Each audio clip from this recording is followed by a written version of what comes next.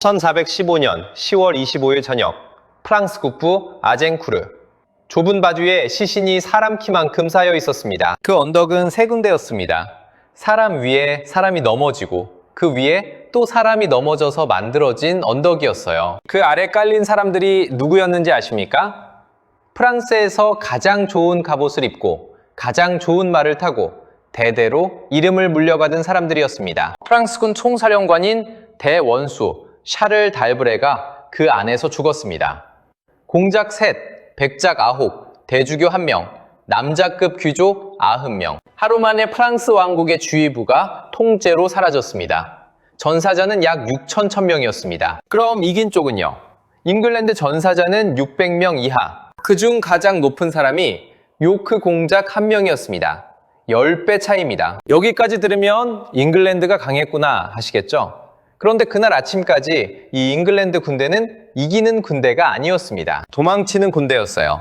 3주를 걸어서 다리가 다 풀렸고 절반 가까이가 설사병을 안고 행군했고 먹을 게 없어서 길가 열매를 따먹던 군대였습니다. 병력은 6,000천에서 9,000천, 상대편 프랑스군은 최소 1만 2천, 종졸까지 다 세면 2만이 넘었습니다. 숫자도 밀리고 체력도 밀리고 밥도 없고 도망갈 길도 막혔습니다.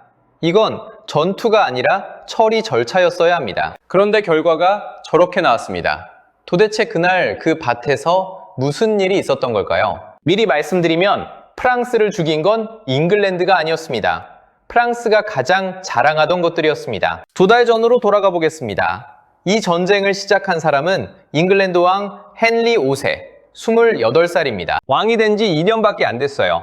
그의 아버지는 왕위를 힘으로 빼앗은 사람이었습니다. 그래서 헨리는 평생 왕이 도둑의 아들이라는 눈초리를 받았습니다.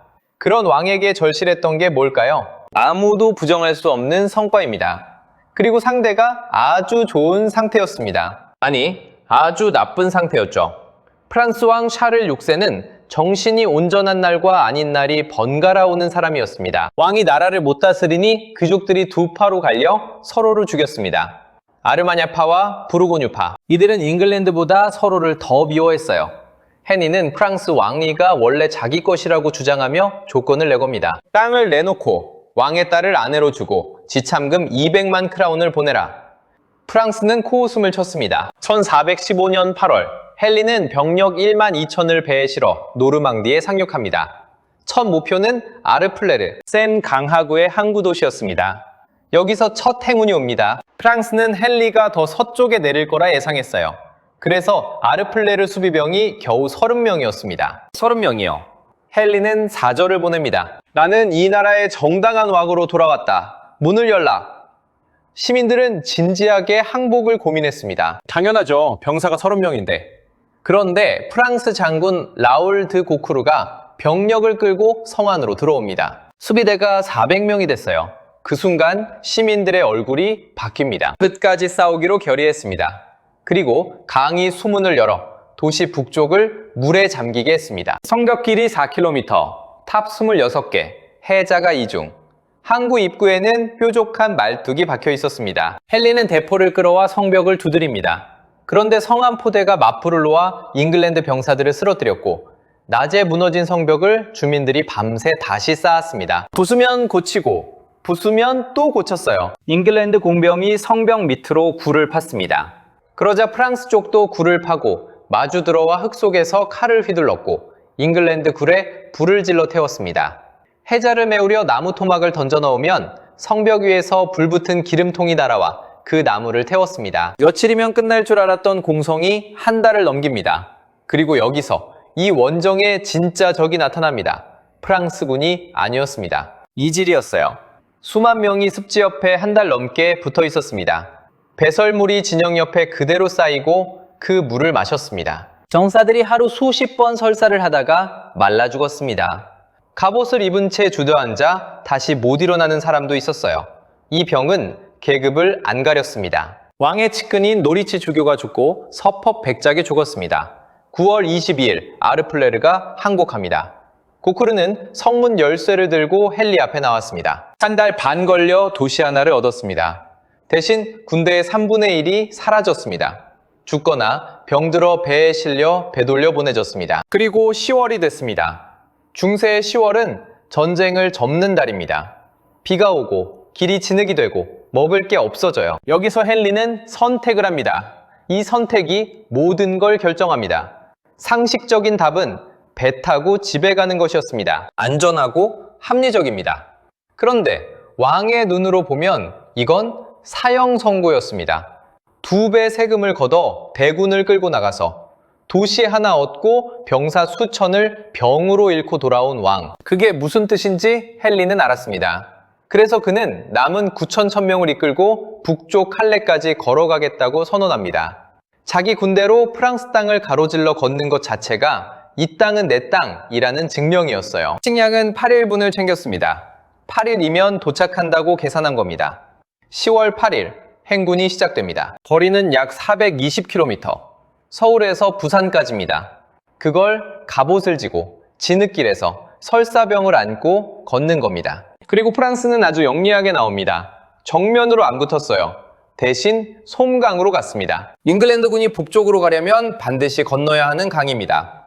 프랑스는 다리를 다 끊고 건널 만한 얕은 곳마다 병력을 세웠습니다.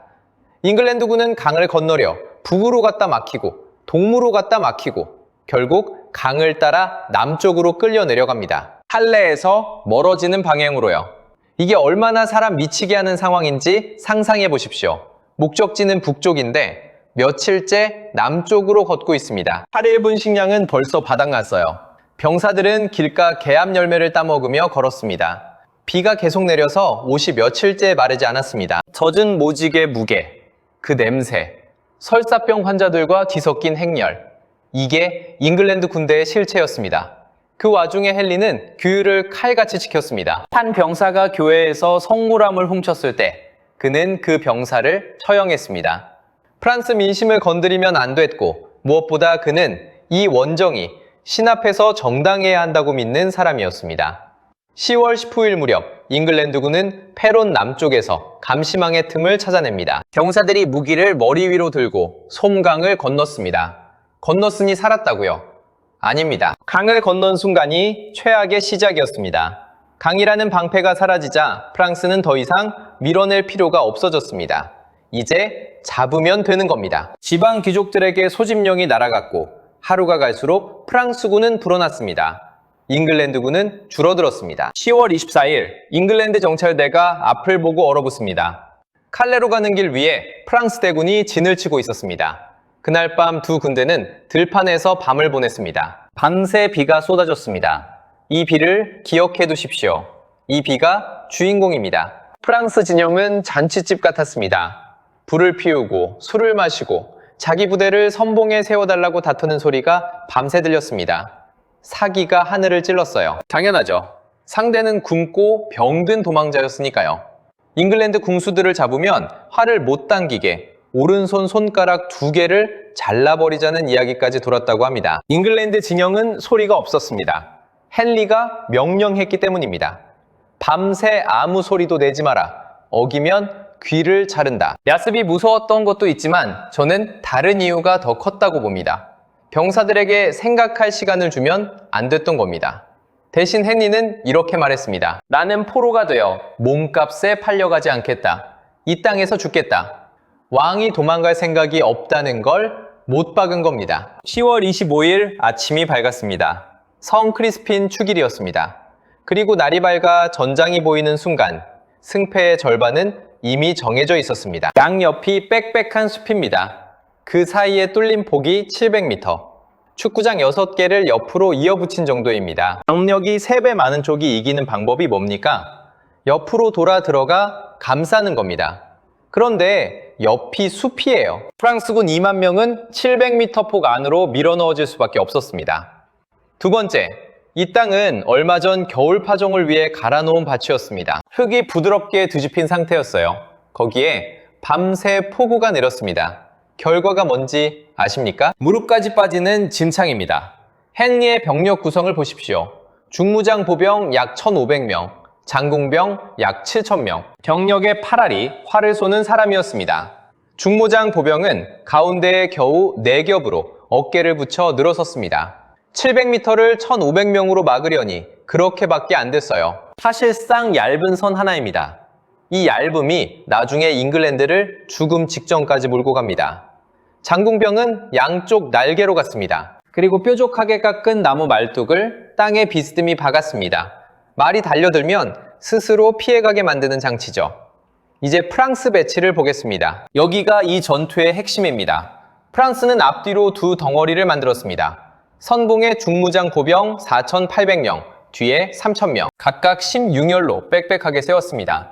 그리고 정예 기병 1000기를 앞쪽 좌우에 뿔처럼 배치했습니다. 계획은 훌륭했습니다. 기병이 먼저 돌격해 잉글랜드 공수들을 흩어놓는다. 쇠내수 4,000명이 화살을 퍼붓는 동안 주력 고병이 안전하게 접근해 짓밟는다. 한 번에 끝내는 그림이었어요. 그런데 이 계획은 총 한 발 쏘기 전에 이미 부서졌습니다. 적군 때문이 아니었습니다. 프랑스 귀족들이 서로 앞줄에 서겠다고 우겼기 때문입니다. 왜냐고요? 앞줄에 서야 명예를 얻고 앞줄에 서야 값나가는 포로를 잡습니다. 몸값은 곧 현금이었어요. 이건 자존심 문제가 아니라 돈 문제였습니다. 그리고 프랑스에는 귀족의 요구를 거절할 수 있는 사람이 없었습니다. 그래서 어떻게 됐습니까? 중무장 고병이 전부 앞으로 몰렸습니다. 그리고 원래 앞이나 옆에 서야 했던 궁수와 쇠뇌수 4,000명이 자리가 없어서 뒤로 밀려났습니다. 뒤에 있는 활은 아무 쓸모가 없습니다. 앞에 아군이 꽉 차 있는데 어디로 쏘겠습니까? 프랑스는 자기 화살을 스스로 버린 겁니다. 정리하면 이렇습니다. 프랑스는 3배 많은 병력을 옆으로 벌릴 수 없는 좁은 골짜기에 앞으로 갈수록 두꺼워지게 사격부대는 뒤에 처박은 상태로 세워놨습니다. 숫자만 보면 압도적이었습니다. 하지만 이 순간 그 숫자는 이미 무기가 아니라 짐이었습니다. 해가 뜬 뒤 3시간, 아무 일도 없었습니다. 양쪽이 그냥 서서 서로를 봤습니다. 왜죠? 당시 상식이 이랬습니다. 걸어가는 쪽이 지고 서서 기다리는 쪽이 이긴다. 진창에서 갑옷 입고 300m를 걸은 뒤에 싸우는 것과 가만히 서 있다가 싸우는 건 전혀 다른 싸움입니다. 게다가 프랑스는 기다릴 이유가 하나 더 있었습니다. 지원군이 오는 중이었어요. 브라반트 공작이 2,000, 브르타뉴 공작은 6,000을 끌고 오고 있었습니다. 테로는 막혀있고 상대는 굶고 있습니다. 시간은 100% 프랑스 편이었습니다. 헨리도 그걸 알았습니다. 그래서 그는 상식을 버립니다. 전진 명령이 떨어집니다. 굶주린 쪽이, 수가 적은 쪽이, 방어 준비를 다 끝낸 쪽이 자기 진지를 버리고 앞으로 걸어나갔습니다. 이게 얼마나 무서운 도박인지 아십니까? 장군명들은 땅에 박은 말뚝을 하나하나 뽑아서 어깨에 지고 새 위치로 옮겨서 다시 박아야 했습니다. 그 몇 분 동안 궁수들은 완전한 알몸이었습니다. 이때 프랑스 기병 1000기가 달려들었다면 전투는 5분에 끝났습니다. 그런데 프랑스 기병은 오지 않았습니다. 기록이 전하는 이유가 참 허탈합니다. 기병 지휘관들은 잉글랜드가 먼저 나올 거라고 상상도 못했습니다. 그래서 그 순간 기병 대부분은 말에서 내려 불가에 앉아 몸을 녹이거나 말에게 먹이를 주고 있었습니다. 3시간을 서 있으니 그럴 수도 있죠. 그 방심의 값이 프랑스 왕국의 귀족 절반이었습니다.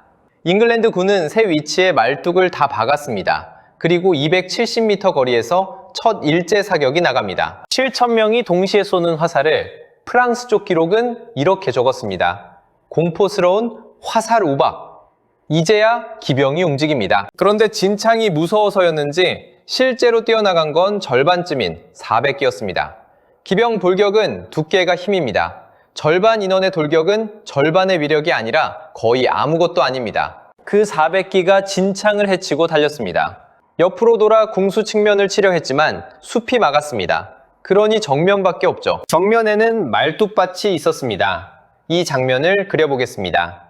기사들은 화살을 막으려고 면갑을 내리고 있었습니다. 면갑을 내리면 손가락 굵기의 틈으로만 세상이 보입니다. 그 좁은 구멍으로 흔들리는 말 위에서 땅에 비스듬히 박힌 말뚝이 보였을까요? 못 봤을 겁니다. 그렇다고 면갑을 올리면 얼굴에 화살이 박힙니다. 그리고 장궁의 진짜 표적은 기사가 아니었습니다. 말이었어요. 말은 머리 정도만 갑옷을 댔습니다. 높이 쏘아 올린 화살이 등과 옆구리에 꽂히면 말은 미쳐버립니다. 그런 말이 400마리 좁은 진창에서요. 돌격은 앞줄부터 무너졌습니다. 살아남은 기병들은 말머리를 달아났습니다. 그런데 여기가 정말 중요합니다. 그 미친 말들이 어디로 갔을까요? 자기 편 쪽으로 갔습니다. 패닉에 빠진 말들이 진격을 시작한 프랑스 보병 대열을 정면으로 뚫고 지나갔습니다. 사람을 흩어놓고 짓밟았습니다. 그리고 더 심각한 게 있었어요. 1000마리 가까운 말이 오고 간 그 땅이 어떻게 됐겠습니까? 진창이었던 밭이 이제 걸쭉하게 갈린 반죽이 됐습니다. 그 반죽 위로 프랑스 주력 보병이 걸어 들어옵니다. 한번 몸으로 상상해 보십시오. 갑옷 무게가 25kg입니다. 초등학교 저학년 아이 하나를 몸에 매달은 무게예요. 그 무게로 무릎까지 빠지는 진흙에서 한 걸음마다 발을 쑥 뽑아내야 합니다. 그것도 고개를 앞으로 숙인 채로요. 얇은 면갑을 화살이 뚫을까 무서워서 다들 머리를 숙이고 걸었습니다. 앞이 거의 안 보이는 상태입니다. 당시 프랑스의 한 수도사가 이렇게 적었습니다. 병사들이 무릎까지 진흙에 빠지며 걸어서 적과 맞붙기도 전에 이미 지쳐 있었다고요. 그렇게 300m를 걸었습니다. 그 위로 화살이 계속 떨어졌습니다. 그런데 여기서 오해를 하나 풀어야 합니다. 화살이 이들을 다 죽인 게 아닙니다. 좋은 판금 갑옷은 화살을 꽤 잘 막았어요. 프랑스 주력은 큰 손실 없이 잉글랜드군 코앞까지 도착했습니다. 화살이 한 일은 죽이는 게 아니었습니다. 고개를 숙이게 만들고 방향 감각을 뺏고 대열을 가운데로 몰고 체력을 갉아먹는 것이었습니다. 그리고 두 군대가 부딪힙니다. 여기서 놀라운 일이 벌어집니다. 프랑스가 이기기 시작한 겁니다. 잉글랜드 중무장 보병은 겨우 4겹입니다. 프랑스는 그 4배 두께로 밀어붙였어요. 잉글랜드 전열이 2m 뒤로 밀립니다. 별거 아닌 것 같죠? 전열이 밀리기 시작하면 다음은 뚫리는 겁니다. 후방에서 이 광경을 본 잉글랜드 군종 사제들이 울부짖듯 기도문을 외우기 시작했다는 기록이 있습니다. 그 정도로 끝이 보였습니다. 이때 헨리 5세가 어디 있었는지 아십니까? 전열 가운데 직접 칼을 휘두르고 있었습니다. 그의 막내 동생 글로스터 공작이 사타구니를 찔려 진흙 위에 쓰러졌습니다. 헨리는 근위대를 데리고 동생 몸 위로 다리를 벌리고 서서 그 자리를 지키며 싸웠습니다. 알랑송 공작이 왕에게 달려들어 도끼를 내리쳤고 헨리의 투구에 붙은 금관 일부가 잘려 날아갔습니다. 알랑송은 그 자리에서 죽었습니다. 그런데 잉글랜드의 그 얇은 선은 끝내 뚫리지 않았습니다. 왜 못 뚫었을까요? 프랑스군이 너무 많았기 때문입니다. 앞줄 사람들은 이제 무기를 휘두를 공간이 필요했습니다. 그런데 뒤에서 16열이 계속 밀고 들어옵니다. 뒷줄 사람들은 앞이 어떤 상황인지 몰랐어요. 진흙에 고개 숙인 채로 그냥 앞으로 갔습니다. 프랑스 기록이 그 순간을 이렇게 적었습니다. 선봉 5,000명이 너무 빽빽하게 눌려서 세 번째 열에 있는 사람들은 칼조차 쓸 수 없었다고요. 이게 무슨 뜻입니까? 프랑스군 대부분이 전투에 참여할 수가 없었다는 겁니다. 2만 명이 있어도 실제로 싸울 수 있는 건 맨 앞 몇 줄뿐이었어요. 좁은 골짜기에서 숫자는 힘이 아니라 압력이 됐습니다. 그리고 이때 장궁병들이 움직입니다. 반쪽 날개의 공수들이 앞으로 튀어나와 아주 가까운 거리에서 프랑스군의 옆구리와 등에 화살을 받기 시작했습니다. 정면은 갑옷이 두껍지만 옆구리와 등은 약합니다. 게다가 가까운 거리에서는 화살의 힘이 완전히 다릅니다. 옆에서 맞으니 프랑스군은 가운데로 더 몰렸습니다. 군인이 더 못 움직였습니다. 못 움직이니 더 죽었습니다. 곧 화살이 떨어졌습니다. 그러자 공수들은 검, 단검, 도끼, 그리고 말뚝을 박던 나무망치까지 들고 백병전에 뛰어들었습니다. 여기서 마지막 반전이 완성됩니다. 장군병들은 갑옷이 거의 없었습니다. 가볍고 진흙에서 잘 움직였습니다. 반면 프랑스 기사들은 25kg 갑옷에 다리는 진흙에 박히고 옆에 사람이 붙어서 팔도 못 들었습니다. 한 번 넘어진 기사는 스스로 일어날 수 없었습니다. 옆 사람도 도와줄 수 없었어요. 넘어진 사람 위로 또 사람이 넘어졌습니다. 투구 안에 진흙물이 차서 얼굴을 처박은 채 익사한 기사들도 있었습니다. 그날 잉글랜드 군종 사제가 남긴 문장입니다. 먼저, 죽은 자들이 앞에 쓰러지자 뒤에 있는 무리의 압력이 너무 커서 산자가 죽은 자 위로 넘어지고 그 위에 넘어진 자들도 죽었다. 이게 첫 장면의 그 사람 언덕입니다. 잉글랜드 병사들은 그 언덕 위에 올라서서 아래에 깔린 사람들을 향해 무기를 내려 찍었습니다. 프랑스에서 가장 잘 무장한 사람들이 무장이 거의 없는 농민 출신 궁수들에게 도살당했습니다. 프랑스 선봉과 본대가 무너지고 살아남은 자들은 달아났습니다. 잉글랜드는 왕족과 대귀족을 줄줄이 포로로 잡았습니다. 다 끝난 것 같죠? 마지막 사건이 남았습니다. 헨리에게 보고가 들어옵니다. 프랑스 후위 예비대가 반격을 준비하고 있다는 것이었습니다. 그의 처지를 보십시오. 병력은 다 지쳤고 잡아놓은 포로가 2,000명입니다. 묶을 시간도 감시할 사람도 없습니다. 전장 바닥에는 죽은 자들이 떨어뜨린 무기가 널려 있어요. 여기서 전투가 다시 시작되면 등 뒤에 무기를 집어들 수 있는 기사 2,000명을 두고 싸우는 겁니다. 헨리는 공수 200명에게 명령합니다. 몸값 가치가 없는 포로를 모두 죽여라. 부르고뉴의 한 기사는 잉글랜드군이 포로들을 근처 농가에 몰아놓고 불을 질렀다고 회상했습니다. 놀라운 건 당대 사람들이 이 일로 헨리를 거의 비난하지 않았다는 점입니다. 그 시대의 저울은 우리 것과 달랐습니다. 계산서를 보겠습니다. 프랑스 전사자 약 6,000명, 대원수 달브레 전사, 알랑송 공작, 바르 공작, 브라반트 공작 전사, 백작 9명, 남자급 90명 전사, 상스 대주교까지 죽었습니다. 브라반트 공작의 죽음은 특히 허무합니다. 그는 지원군을 끌고 늦게 도착했어요. 이미 전투가 시작된 걸 보고 갑옷도 제대로 못 갖춰 입은 채 급히 뛰어들었습니다. 그리고 죽었습니다. 부르고뉴 공작의 동생이었습니다. 포로 중에는 오를레앙 공작과 원수 부시코가 있었습니다. 오를레앙 공작은 잉글랜드에서 25년을 갇혀 지냈습니다. 부시코는 거기서 죽었습니다. 잉글랜드 전사자는 600명 이하. 최고의 인물은 오른쪽 날개를 맡은 요크 공작이었는데 그의 죽음도 전투다운 죽음이 아니었습니다. 몸이 몹시 무거운 사람이었던 그는 사람들이 뒤엉킨 틈에 짓눌려 갑옷 안에서 숨이 막혀 죽었습니다. 제 마음에 가장 오래 남은 이야기는 이겁니다. 서퍽백작 마이클 드라폴. 그의 아버지도 같은 이름이었습니다. 아버지는 아르플레르 공성전에서 이질로 죽었고 아들이 자기를 물려받았습니다. 그리고 한 달 뒤 아젠쿠르 진흙에서 전사했습니다. 한 집안이 2달 만에 2세대를 잃었습니다. 전투가 끝난 뒤 헨리는 양쪽 전령들을 불러 모아 이 전투의 이름을 정했습니다. 가장 가까운 요새의 이름을 따서 아젠쿠르. 그 후 프랑스는 더 깊이 갈라졌습니다.